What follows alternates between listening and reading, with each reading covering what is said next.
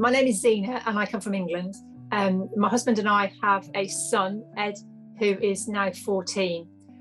When he was 5 months old, it was the first frost of the winter, and we picked him up out of his cot and he was wheezing, and you could feel the wheeze. You could pick him up under his arms and you could actually feel the wheeze. We took him to a doctor at the GP, and the GP said it was just a wheeze, there was nothing to worry about, he was just a wheezy baby. This occurred pretty much all that first winter.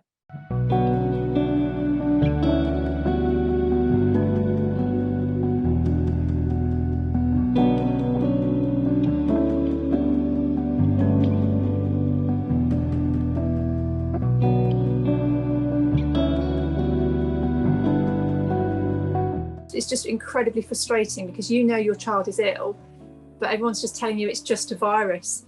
He's just a wheezy child. We were having to adapt our lives and Edward's life to accommodate a condition that we didn't know what it was. We knew it was chronic, but we knew he hadn't got a diagnosis.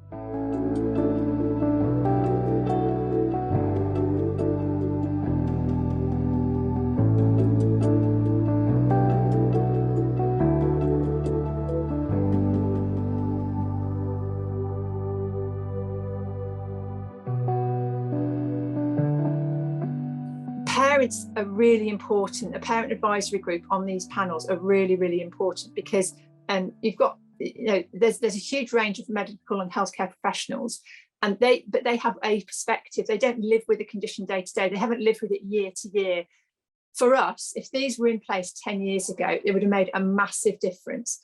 We don't know how much more damage might have been done or has been done because he didn't get the diagnosis, because we weren't treating him with physio as we should have been, or giving him the right medications, or giving him antibiotics as frequently as he needed them, because it was just it's classed as just a virus or a wheezy baby or whatever diagnosis they gave at the time.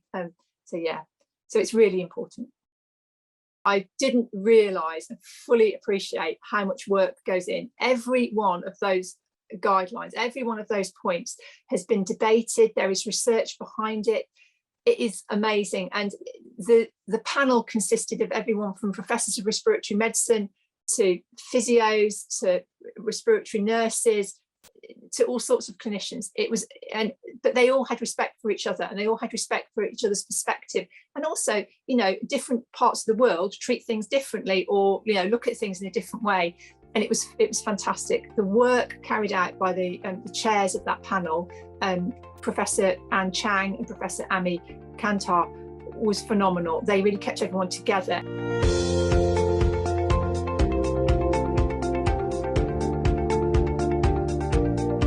I'm really proud of the document. I'm proud of the input we've all had, but I know I made a difference.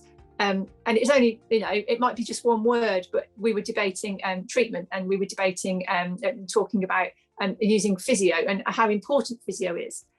And after the diagnosis, physio has been the greatest thing that we've had. My son plays a wind instrument, plays the trumpet. That helps enormously, running, whatever. And it's those little pieces of information which perhaps as a medical professional you might not fully appreciate. Or you might say, you don't realise that from a parent's point of view, that's what you can use. You don't have to do straight physio. It can just be incorporated into daily life. So that's what I think is really important. And that's from my point of view, that's what I'm really proud of. I think that the guidelines will help everyone involved in this condition, because they're a pathway, that they're set down. So a parent can take these to the consultant and say, look, I found this on the internet, this is what I need. Or the consultant has a basis to start this on, to start the parents on the journey. And it's that I've said it before, but it's that consolidation of information. It's all in one place. And this is just the foundation. There's loads of work going on in the future, and this is the starting point for that. And that's what's really important, that this isn't just the end. This isn't just, this is it. It's carrying on, and that's really, really important.